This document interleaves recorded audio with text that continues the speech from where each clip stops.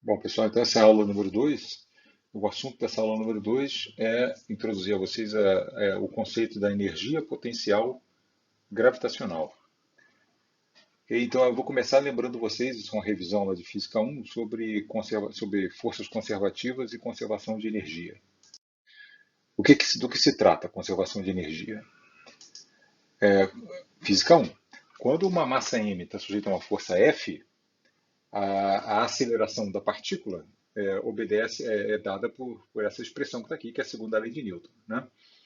Supondo que apenas a força F está agindo sobre a partícula, né? Se tivesse outras forças, você teria que colocar outras forças aqui. Mas se ela está sujeita a uma força total F, a aceleração dela é dada por essa equação que está aqui. E da expressão da aceleração, você aprende lá em Física 1, pelo menos nos casos mais simples, a extrair a trajetória da partícula, onde a partícula está, a posição da partícula em cada instante de tempo. O R de T é a chamada trajetória da partícula. Okay?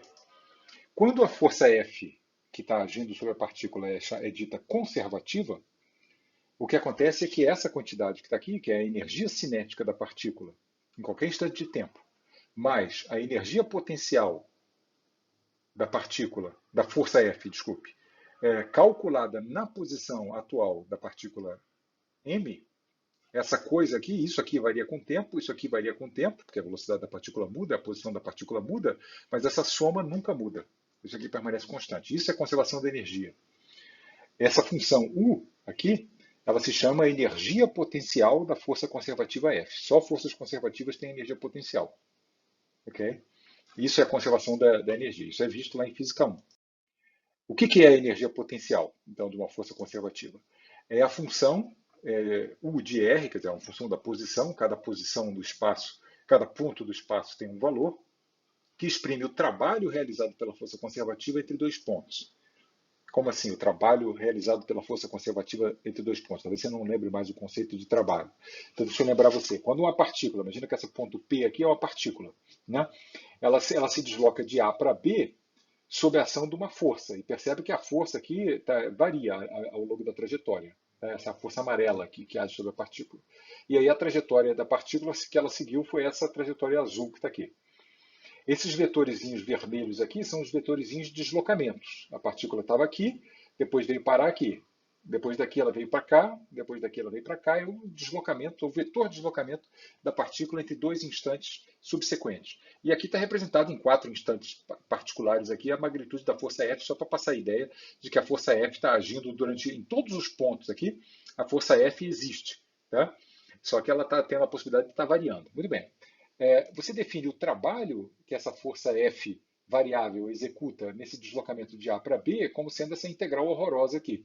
A integral do ponto inicial A até o ponto final B desse produto escalar entre a magnitude da força num determinado ponto com o deslocamento da partícula no instante imediatamente subsequente. Então, por exemplo, você tem que somar um monte de produtos escalares para calcular esse trabalho aqui. Por exemplo, nesse caso aqui, você tem que saber qual é a força que está agindo sobre a partícula A nesse instante, tomar produto escalar com esse dr. Isso é um número. Guarda esse número. Soma esse número a magnitude da força nesse instante que a partícula está aqui, que pode ser diferente desse aqui, né? Produto escalar com esse outro vetor de deslocamento. Soma isso e vai somando todas essas coisas aqui. A soma de todos esses produtos escalares é o que constitui o trabalho da partícula. Vocês não são esperados saber calcular esse tipo de coisa, e mesmo em Física 1 a gente só calcula isso aqui em situações muito especiais. Né? Quando a força é conservativa, quando essa força tem essa propriedade que faz com que ela seja conservativa, o que acontece, e essa é a maneira como você identifica se uma força é conservativa ou não é quando o trabalho que essa força exerce entre dois pontos do espaço quaisquer só depende do ponto inicial e do ponto final. Não depende de como ela foi do A para o B. Se o trabalho de ir de A para o B ao longo desse caminho, ou ao longo desse caminho, ou ao longo de qualquer outro caminho, dá sempre a mesma coisa, a força é conservativa. E ela vale, o valor do trabalho, que só depende do ponto B e do ponto A, pode ser escrito como uma função, o valor de uma função no ponto A e o valor de uma função subtraído do valor da mesma função no ponto B. Okay? E essa função é o que se chama a energia potencial da força F. Alguns exemplos aqui. Qualquer força constante é conservativa. Então, por exemplo, aqui é um caso unidimensional simples, tem a massa m ali se deslocando em uma dimensão sujeita a uma força constante. Ok? Aí você é movimento uniformemente variado, né? A expressão da posição da partícula é x0 mais v0t mais 1 meio de A. Aí eu já escrevi que o A é F sobre m, né? Porque a força constante é F, né? Então eu posso usar essa expressão. Primeiro, essa expressão aqui você sabe que só pode ser usada se o F for constante, né? Em cujo caso a aceleração não varia no tempo. Se a aceleração variar no tempo, isso aqui não pode ser usado, né? Você sabe disso. E nesse caso aqui, a aceleração constante tem magnitude igual a F dividido pela massa da partícula. E a velocidade, em particular, é v0 mais a aceleração, F sobre m, nesse caso, né, vezes t. Movimento uniformemente variado. Agora, qual é a força, qual é a energia potencial da força conservativa? A energia potencial, a energia potencial da força constante, de uma força F constante. A energia potencial de uma força constante, se a gente vê lá em física 1, é menos a magnitude da força, né, vezes a posição da partícula. Veja que é uma função da posição. Em cada ponto aqui, a energia potencial vale uma coisa, ali vale outra, na origem vale zero, né? Aqui vale uma outra coisa e tal coisa. Né?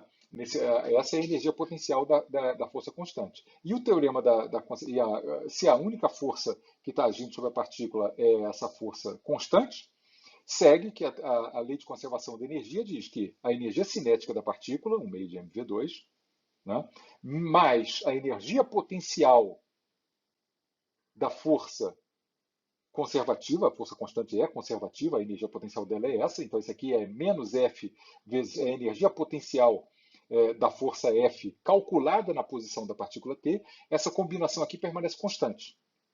Ok? V varia com o tempo, como você está vendo aqui, inclusive a expressão explícita aqui, ó, o V cresce com o tempo, né? E o X varia com o tempo dessa maneira quadrática, mas pode ter certeza que isso varia com o tempo, mas isso aqui não muda.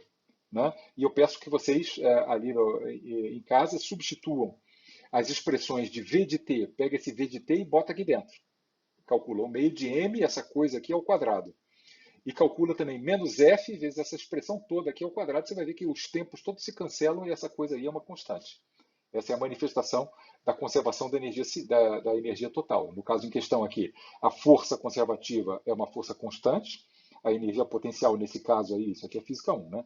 É menos F vezes X. E então segue que a energia cinética mais a energia potencial permanece constante. Ocorre a conservação de energia. Né? Muito bem. A queda livre próxima à superfície da Terra é um exemplo de uma força constante. Né? A força é dirigida para baixo, eu estou orientando o sentido do eixo Y vertical para cima, né? Então a magnitude da força é menos mg para baixo, e a energia potencial gravitacional a energia potencial gravitacional nesse caso é menos a força, então dá para ser mais mg, né, vezes o x aqui, só que o x aqui no caso é o y, né, o eixo vertical eu estou chamando de y, não estou chamando de x, é igualzinho ao caso do slide anterior, só que a magnitude constante da força é menos mg. Então, menos f vezes a coordenada vertical é mgy, ok? Então, decorre daí que no movimento unidimensional sob ação, queda livre unidimensional, né, queda livre vertical, segue que a energia cinética da partícula mais a energia potencial gravitacional permanece constante. O V de T muda com o tempo, o Y muda com o tempo, mas a soma deles não muda. Aplicação, você usa isso com frequência. Né? Você dispara um objeto, aqui o eixo vertical, Y para cima, né? Você dispara a bala do revólver, sai a 300 metros por segundo. A que altura ela atinge? No ponto que ela chega lá em cima, ela está parada, né? Por definição, o ponto máximo aqui de altura máxima, ela está parada. E aí como é que você aplica essa conservação de energia aqui nessa situação? Considere isso aqui como sendo a situação A e essa aqui como sendo a situação B. E diz que a energia cinética mais a energia potencial gravitacional aqui tem que ser igual à energia cinética mais a energia potencial gravitacional ali. Ok? Então está aqui a expressão. Aqui na situação inicial, aqui, a energia cinética é 1 meio de mv0 ao quadrado, e a energia potencial é zero, porque o y ali, eu escolhi o zero dos y como sendo exatamente o ponto de lançamento. Então não tem energia potencial gravitacional aqui no momento do lançamento. E quando chega lá em cima? Quando chega lá em cima não tem energia cinética, então por isso o zero aqui. Mas tem energia potencial gravitacional, que é mg vezes y, só que o y é h. Né? Então isso aqui tem que ser igual a isso. Daí você tira o H facilmente aqui, né? O H é V0 ao quadrado sobre 2G. Tem outras maneiras de tirar esse H aqui também, usando as equações de cinemática de movimento uniformemente variado e tal coisa. Você também tira isso. Isso é só uma ilustração do uso da conservação da energia que a gente vê lá em Física 1. Né? Então, força constante é uma força conservativa. Né? E a energia potencial gravitacional é simplesmente a menos a magnitude da força vezes a coordenada ao longo da direção do movimento. Tá? No caso, bom, se eu só substituir aqui os valores, né, você encontra 4,6 quilômetros. Essa bala aqui, a princípio, subiria 4,6 quilômetros, ela sobe muito menos que isso, porque tem a ação, ela sofre a ação do ar também. Né?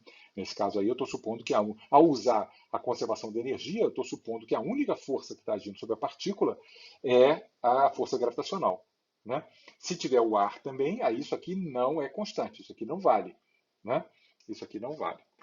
Para haver conservação de energia, a única força que trabalha tem que ser uma força conservativa, que tenha uma energia potencial. Ok? Tá bom. O caso da força-peso, essa discussão precedente aí é uma discussão de queda livre em uma dimensão. Né? A gente discutiu em física 1 coisas mais sofisticadas que isso. Né? O deslocamento da partícula de qualquer maneira aqui no espaço tridimensional do ponto A até o ponto B, a força gravitacional é dirigida para baixo o tempo todo, né? E a gente mostrou lá que a energia potencial gravitacional continua sendo escrita dessa forma, mg vezes y. Tá? Ela só depende da altura inicial, a variação da energia potencial gravitacional do ponto A até o ponto B, e portanto o trabalho da força-peso, né? Só depende da altura do ponto B e do ponto A. Não interessa que eles tenham uma diferença de coordenada na direção horizontal. Isso não faz a menor diferença, só depende de quanto a partícula subiu e quanto ela desceu para você ter o trabalho da força-peso. Tá? A gente discutiu isso lá em Física 1. O trabalho da força-peso do ponto A até o ponto B é a energia potencial gravitacional calculada aqui, menos a energia potencial gravitacional calculada ali. Perceba a ordem das coisas aqui, né? O trabalho de A para B é a energia potencial gravitacional antes, menos a energia potencial gravitacional depois. Tá? Se o Y aqui, bom, nesse caso aqui, o Y, o valor da energia potencial gravitacional em A é mg vezes o Y do A. O Y do A é zero, então não tem energia potencial gravitacional no A. Né? E no B ela tem energia potencial gravitacional mgh. Né? Então, nesse caso aí, o trabalho seria menos mgh, independente do fato da partícula ter feito uma trajetória que não foi estritamente para cima, que nem na bala do revólver que a gente comentou ali antes. Tá?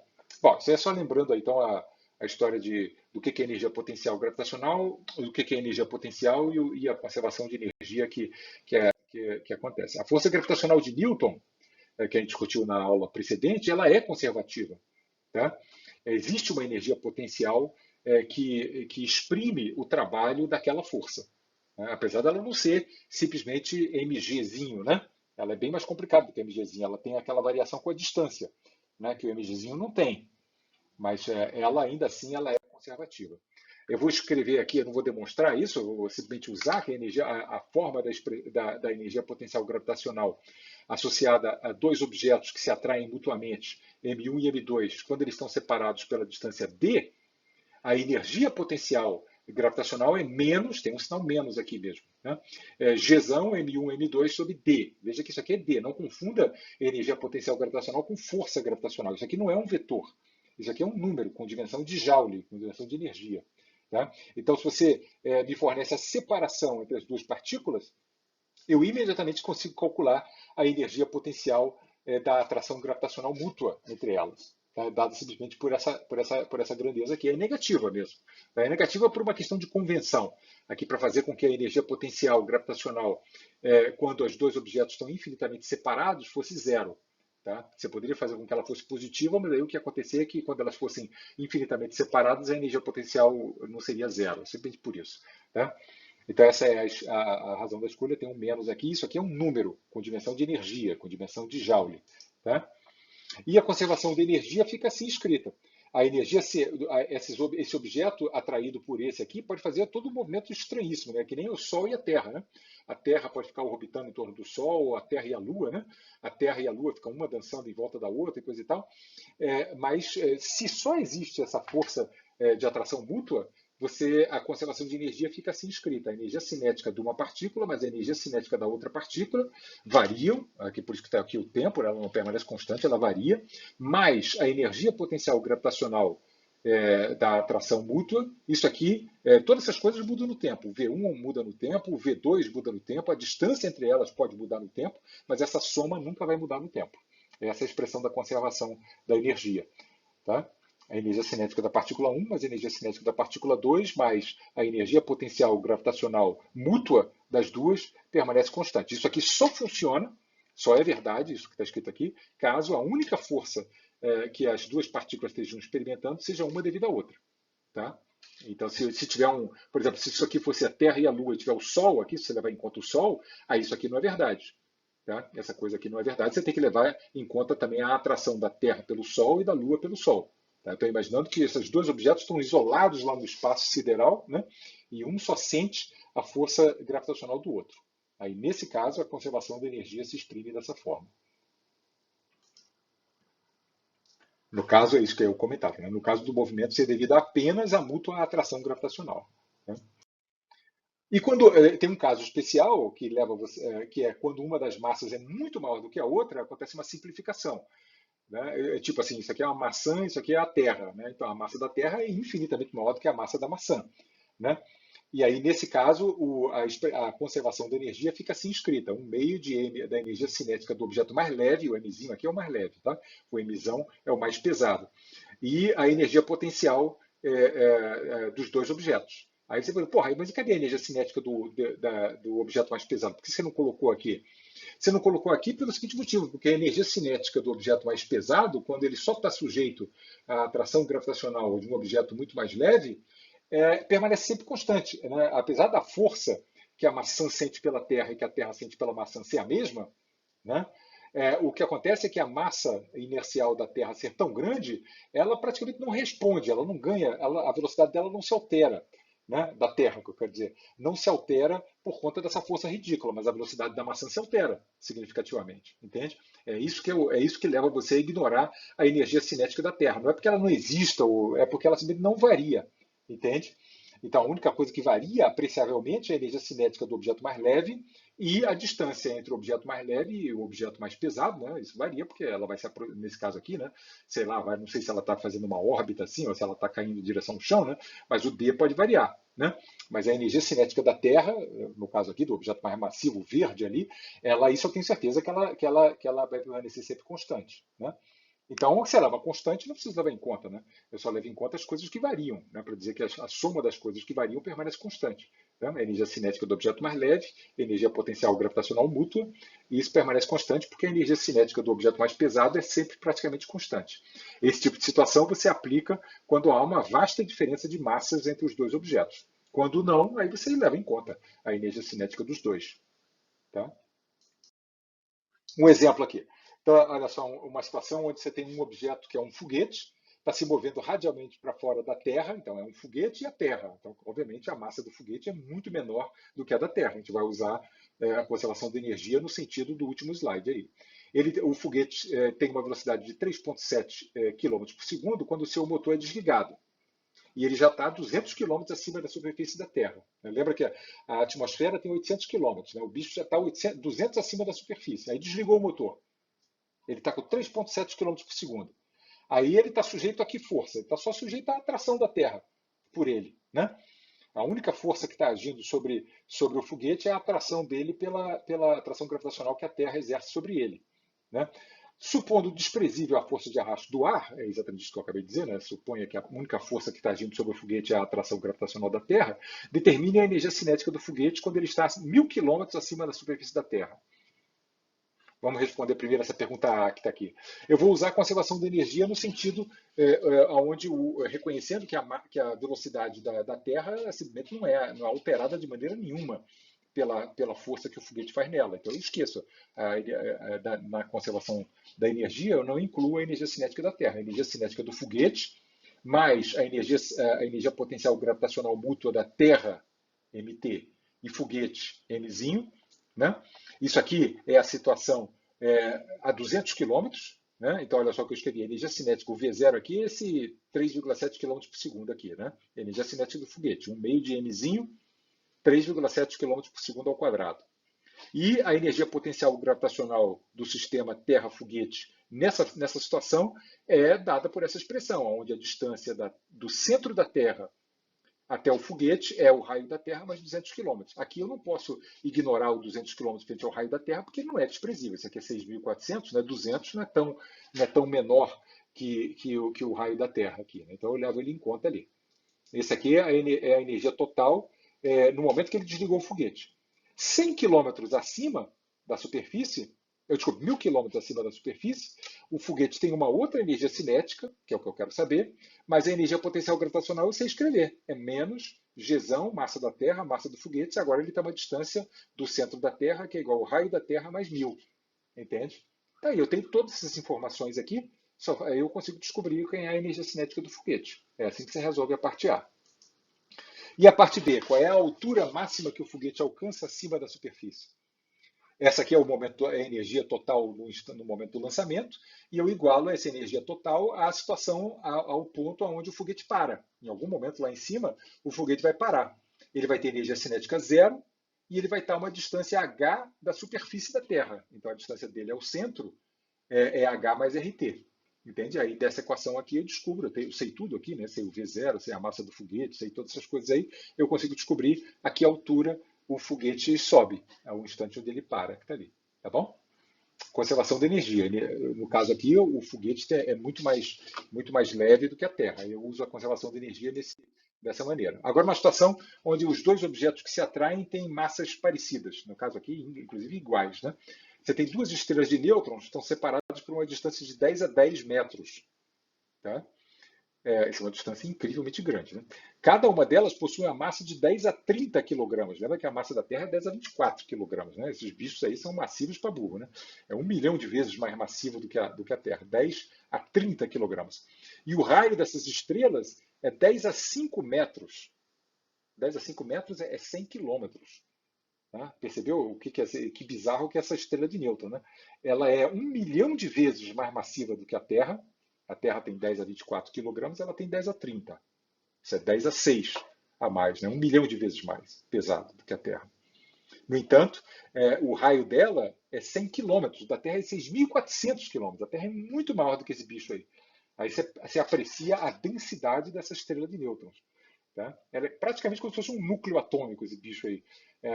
Por isso que ele chama estrela de nêutrons, quase como se só tivesse nêutron ali dentro, como se fosse um mega núcleo atômico. Né? Mas, enfim, elas estão inicialmente em repouso, uma em relação à outra. Quando a medida a partir desse sistema de referência em repouso, com que velocidade elas estão se movendo quando a sua separação diminui para metade do seu valor inicial? E quando elas estão prestes a colidir. Então vamos ver. Então está aqui a situação inicial. Tá? Nesse referencial aqui as duas estão paradas, separadas por essa distância D. Essa distância D aqui é esse 10 a 10. Tá? Duas estrelas são separadas por distância 10 a 10. Isso aqui é 10 a 10. Né? Cada uma delas, a massa e o raio e tal coisa. Elas estão inicialmente em repouso. Está aqui. Não tem energia cinética, não tem energia cinética. Né?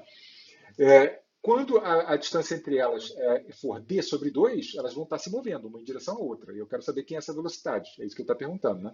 Quando medida a partir desse sistema de referência em repouso, com que velocidade elas estão se movendo quando a separação diminui para metade. É exatamente o desenho aqui. Né? A distância era d e elas estavam paradas. Aí começou um cair em direção à outra, e aí quando elas estão a d sobre 2 uma da outra, a velocidade é v, eu quero saber quem é esse v. Conservação de energia. Por que eu posso usar conservação de energia?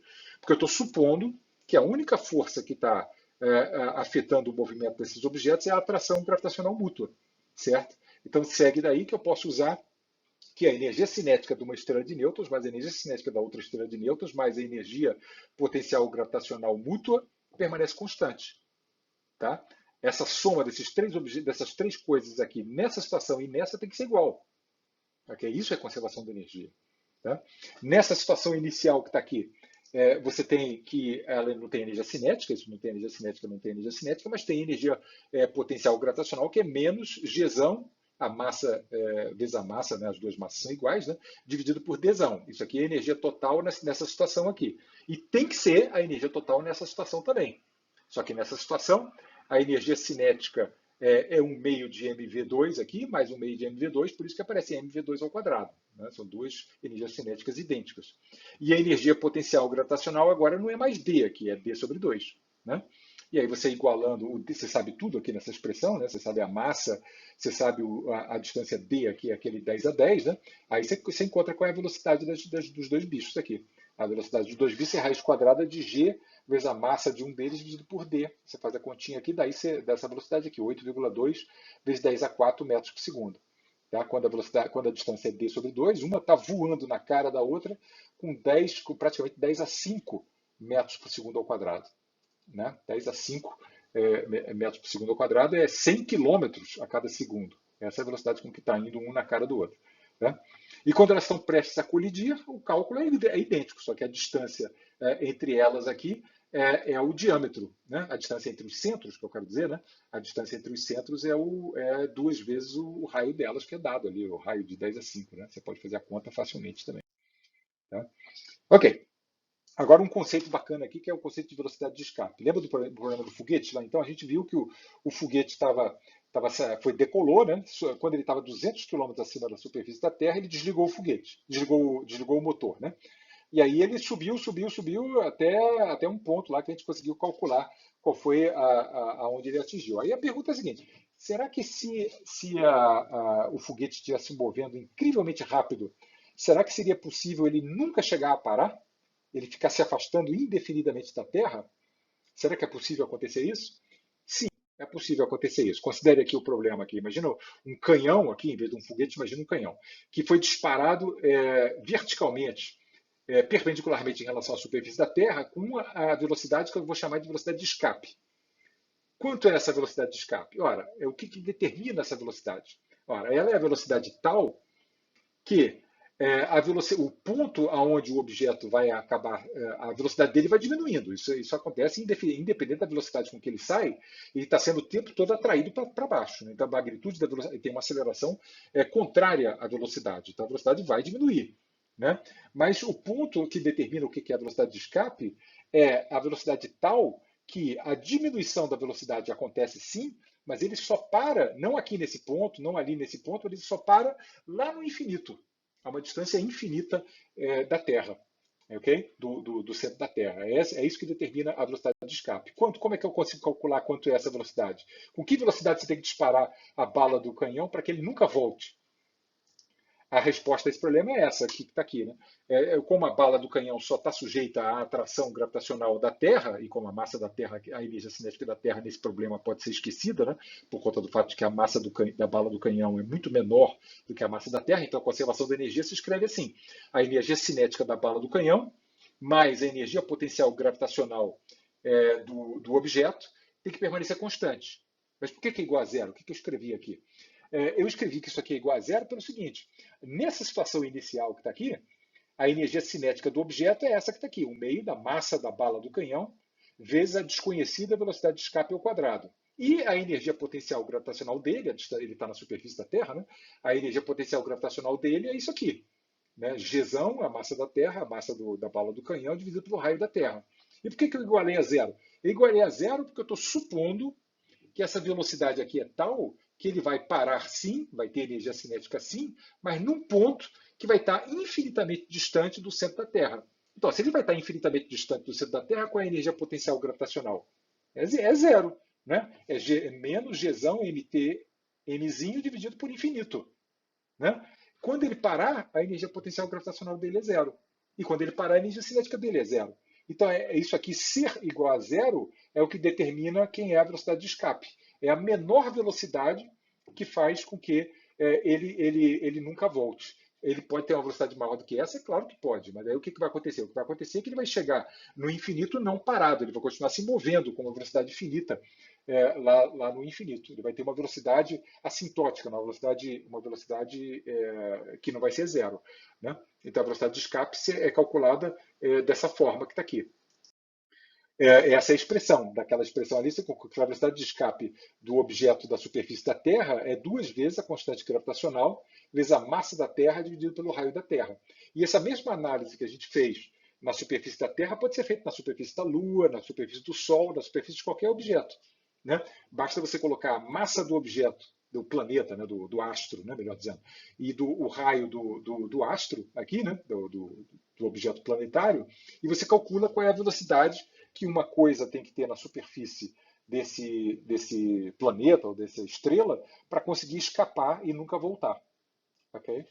Esse aqui é o ponto aqui. No caso da Terra, você colocando aqui a massa da Terra, lá os 10 a 24 quilogramas aqui, o raio da Terra, 6.400 quilogramas, você calcula essa coisa aqui, a velocidade de escape da superfície da Terra é 10 a 4 metros por segundo, 10 quilômetros por segundo. Se você disparar alguma coisa da superfície da Terra, disparar, né? Não precisa ter um motor, não. Você está supondo que ele simplesmente é disparado. Se ele é lançado, né, com uma velocidade maior do que 1,1 vezes 10 a 4 metros por segundo, ele nunca volta. Okay? E se for maior do que isso, aí ele também nunca volta mesmo. Né? Qualquer velocidade igual a essa ou maior, o objeto nunca volta à superfície da Terra. Tá? A bala de um revólver, por exemplo, não chega nem perto disso aqui. Né? A bala de um fuzil e coisa e tal é 300 metros por segundo, no máximo 350 metros por segundo. Né? Isso aqui é muito maior do que 350. Né? Isso aqui é 11 mil metros por segundo. Tá? No caso da Lua, é uma velocidade, se você colocar a massa da Lua aqui, o raio da Lua, a velocidade de escape da Lua é muito menor, é 2.400 metros por segundo. Ainda assim, não é qualquer coisa que escapa da Lua, não. Né? No caso do Sol, é bem maior do que os dois. Né? Você bota a massa do Sol aqui, o raio do Sol, e você encontra isso aqui, é 10 a 5 metros por segundo. O curioso é a estrela de nêutrons, né? Aquele objeto bizarro ali do problema anterior, né? Um objeto de raio 10 quilômetros só e uma massa 1 milhão de vezes maior do que a massa da Terra. Né? Se você bota essa massa aqui, 2 vezes 10 a 30 aqui em cima, e 10 quilômetros aqui embaixo, e faz a continha, a velocidade de escape, para você escapar da força da estrela de ar, a atração gravitacional é tão estúpida desse objeto, que para você escapar, você tem que ser lançado com 1,6 vezes 10 a 8 metros por segundo. Se você se você tem alguma experiência aí com teoria da relatividade e tal coisa, isso aí já acende uma luzinha, né? Porque a velocidade da luz é 3 vezes 10 a 8 metros por segundo. Então você pode contemplar que se a estrela de nêutrons fosse um pouquinho mais densa, o que aconteceria? Nenhum objeto andando com a velocidade da luz conseguiria escapar. Né? Aí é a história do buraco negro e coisa e tal. Né? O buraco negro ele tem uma atração gravitacional, embora nesse ponto que a gente está discutindo aqui com a gravitação de Newton, você não consiga entender por que diabos a luz sofreria atração gravitacional. Né? Mas, enfim, isso é outra história. Isso tem a ver com a lei da gravitação do Einstein. Né? Mas se o objeto for incrivelmente denso, a velocidade de escape dele pode ser superior à velocidade da luz. Né? Mas no caso aqui, a estrela de nêutrons ainda é inferior. Tá? A velocidade da luz. A última pergunta aqui que a gente fecha a aula de hoje é se o V não for puramente radial. É isso que a gente vai responder na aula que vem. Que nem aqui nesses casos. Se você for, eu discuti todas as velocidades de escape aqui, imaginando que o objeto é lançado da superfície radialmente para fora, assim, né? Para cima ele vai perdendo velocidade, mas se a velocidade de lançamento for grande o suficiente, ele nunca chega a parar, ele nunca chega a voltar e cair, né? Ele vai se afastando indefinidamente. Mas se você lançar um objeto em ângulo, que nem essa bala desse canhão aqui, né? Se eu lançar assim horizontalmente com essa velocidade de escape, o que acontece?